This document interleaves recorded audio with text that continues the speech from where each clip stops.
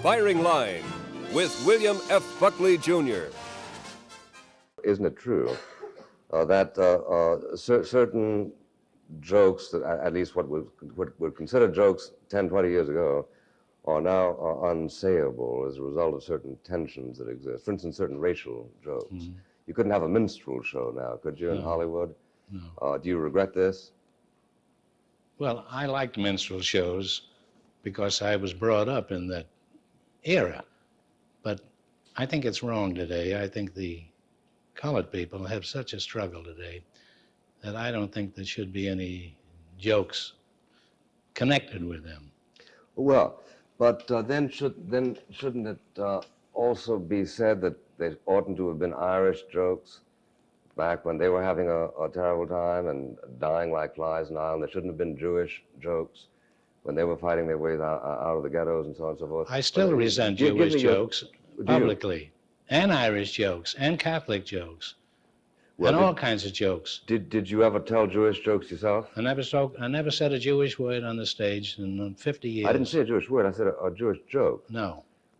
I might tell you one when the show's over, Yeah. but I never tell them publicly. Oh, now this is I what don't wanna regard hear. myself as a Jew when I'm publicly performing. I'm an actor. Maybe a bad one, but I'm an actor. Well, in other words, out of a sense of deference to people who would not consider them funny, you wouldn't say them to a general audience. You would only say them to somebody whose I liked and reactions knew. you tested and knew. And would understand it. Yeah. I resent Myron Cohn I with don't that know. long farrago of Jewish jokes. I think the Jews should have a dignity now, the same as the Catholics and the Protestants. Well, but I must tell you what no, Nunnally Johnson... but wait a minute. I don't want to get off this because isn't it a sense... I knew eventually you were going to make this serious. We were having fun before. Why don't you keep it that way? Well, tell me if it begins to hurt. No, it never hurts. I'm proud of being a Jew, particularly No. after week before last. How do you feel, Judge? So do I. You have no animosity towards we people, do you? No. Isn't he a charmer? Huh? A lot of modern poetry one doesn't really follow in any narrative sense, does one? Well, they probably could follow my hand gestures and my eye-face gestures. You were very responsive. That was nice. That was good. No, I enjoyed it. I think it's very beautiful. Now, are you suggesting that because you took that while under LSD, you were able to do it? Well, is there something special? I think it could be. It's a natural thing. I cited Blake and Wordsworth as having that natural vision. Yeah. I think the LSD thing is not an unnatural vision, as evidenced by the particular details, like sheep speckle the mountainside, revolving their jaws with empty eyes, that you recognize, that are human things that like everybody has seen in nature. Yeah. I think the LSD clarified my mind and left it open to get that sense of giant, vast consciousness. Yeah. Specifically, the one thing I noticed, which I was trying to describe, was that the ocean of heaven, the atmosphere, is like an ocean. And at the bottom of that ocean of air, there are all sorts of rivulets, of winds, breezes, and that those rivulets, like at the bottom of a fish tank, move all the trees, move the people around, the hair, the beards, the grass, the lamb's wool hung rain-beaded in the grass, so that it's like one system, like one giant being breathing, one giant being that we all are part of, and which we always forget that we are together the God of the universe. You say together, but you're fond sometimes of saying that it's not really together. It's you as an individual who is God, or anyone who, of course, discovers his consciousness. Going back to that first question you asked, like, are the hippies the quote new order?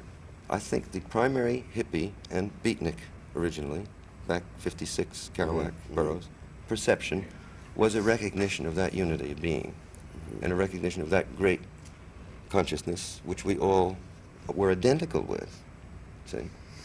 And that's what I think is the meaning of that flower power and, like, make love, not war. Ultimately, it's like it's grounded in an understanding of the nature of the universe and that you can't fight us. We can't fight us. That force, finally, is, at least at this level of civilization, is just like a mess and is not going to resolve the problem. And the problem is seeing our unity, particularly black and white, particularly square and hippie, particularly police and student, particularly Birchite, and individualist. For one thing, I don't think that the vote is a pure expression of the people at any given time anyway. The vote is much too crude an instrument to measure what real feelings are in the country. Moreover, politics is extraordinarily complex and dialectical and contradictory.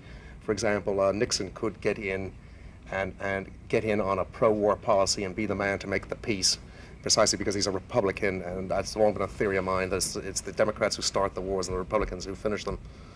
Mainly because the Democrats always have to prove that they're not communists, so they always have to be very militant against the communists. The Republicans don't have to prove that, so they can make peace with the communists. But if you look at the last few wars, that's how they've gone. You regret that? No, I think it's part of the pleasurable comedy of politics, you see. But, I don't take politicians seriously except as adventurers. I think they're splendid fellows as adventurers, and I admire many of their qualities. I admire their ability to move from idea to idea and bed to bed. That they're exceptional. Well, you say that the Democrats are always feeling the necessity to prove that they're not communists, but are you glad that they're not communists? Am I glad they're not communists? Yeah. Listen, I detest communism. I detest it much more than you do because I know much more about it. I mean, I've read, for instance, I've read Marx. You know, studied him. I spent 3 months studying him. I love Marx, you see. I just detest communism because it betrayed Marx. It's the way you might detest some awful Christian sect that had completely betrayed Christ, you know. Yeah.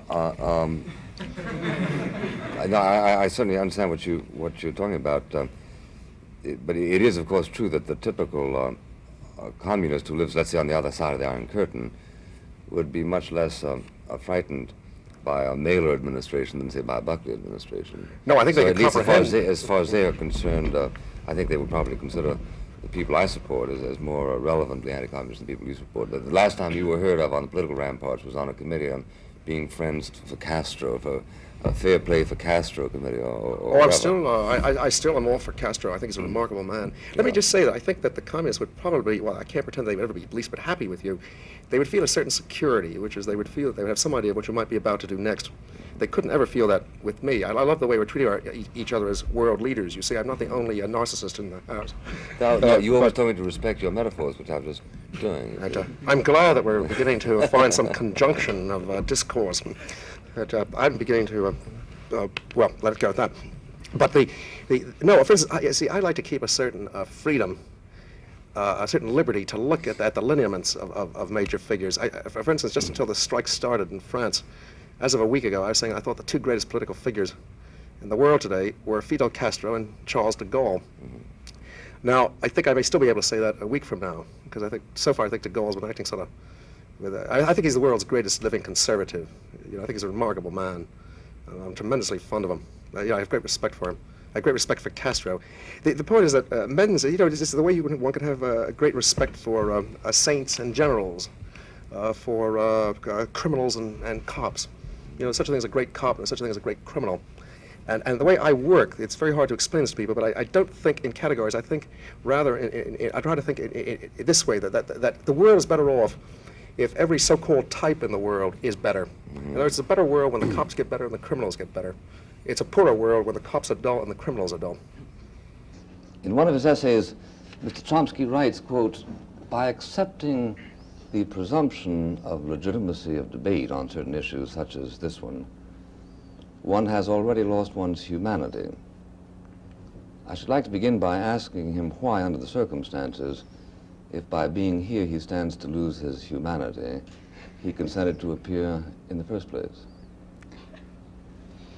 Because, first of all, I didn't quite put it in those terms, I don't think. I think that Quote, by... unquote. Yeah, but I think that I said that there are certain issues, for example, Auschwitz, such that by consenting to discuss them, one degrades oneself and to some degree loses one's humanity, and I think that that's true. Nevertheless, I can easily imagine circumstances in which I would have been glad to debate Auschwitz.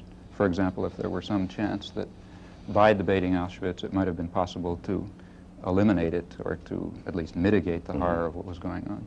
And I feel the same way about Vietnam. And I really think that fundamentally there is no argument anymore at an intellectual level, in my opinion. But I think it's very important to discuss it nevertheless. At what level is there an argument? Well, there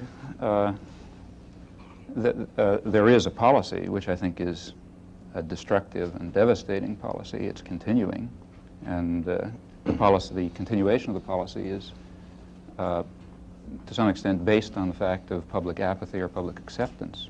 Hence, there still is the necessity to convince people that they should act strongly to put an end to this policy. At what point was there an intellectual argument? At which point did an intellectual argument in favor of our intervening in Vietnam cease to exist? Well, as I say there, I think that there may have been a time when there was something to debate. For example, I think that in the middle 50s, though I was opposed to the policy, and I think that it was right to be opposed to it, nevertheless, I think it was a debatable issue in a sense in which it is no longer a debatable issue. Why is that? Because at the moment, I think it's really an issue of the survival of the existence of Vietnam as an entity, as a social and cultural entity. I think that's what's at stake. But even that could be intellectually argued, couldn't it? Well, in the same sense in which Auschwitz could be intellectually argued. No, I mean in a different sense. No, I think in the same sense. In fact, don't forget there were people who argued in favor of Auschwitz and gave... No, I haven't gotten that at all. I hadn't had any such on this program, nor do I intend to. But it seems to me that even if what you said were correct, there could be a perfectly legitimate argument over, for instance, the continuation of the state of Anguilla, or the continuation of the state of Biafra, or the continuation of the state of Goa. I didn't talk about the existence of the state. I talked about the existence of the society as a social and cultural entity. I think that's what's at stake. Oh, okay, well, what, if it's at stake, mightn't there be 2 points of view about how to help it evolve into its natural forms, right? Oh, there are many different points of view. I think they're very legitimate. Well, now how can you say they're very legitimate? They're very legitimate issues that can be argued as to how the United States ought to most efficaciously put an end to its destructive actions in Vietnam. There are many different alternatives that might be thought about. But one way, of course, to put an end to America's necessary intervention is to conclude the war successfully. That's a way, Yeah, right? one possible way is by destroying Vietnam, which I think is probably the most likely outcome. Yeah.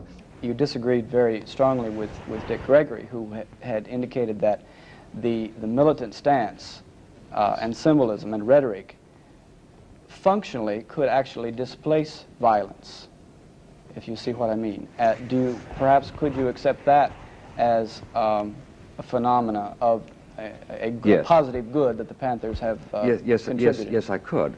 Unfortunately, as much could be said of the Ku Klux Klan.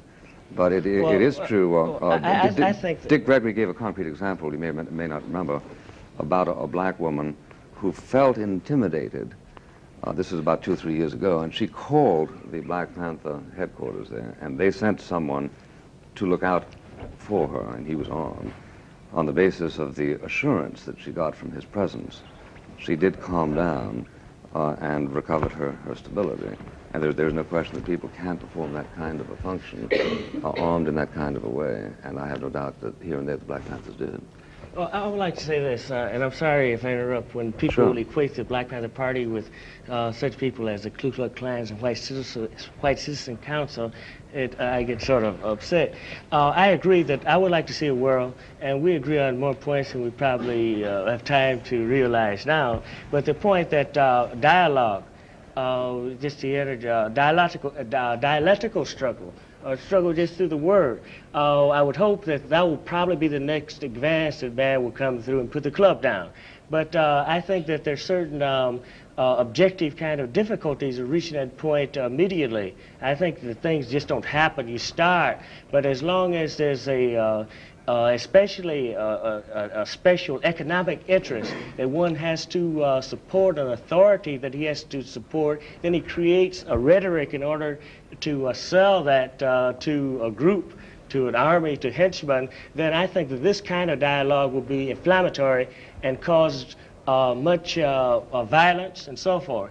And I will even point out the history of the Black Panther Party. I think the rhetoric ran amok with the leadership, the influence of Eldridge Cleaver, and it caused many murders, that it laid the foundation so that even the black community could say that, oh, those bad guys out there, you see, they only want violence and robbers and so forth. This kind of rhetoric, I think, can promote physical conflict, that dialogue itself carries no sort of virtue unless it's pointed into a direction in order to resolve a problem, you see?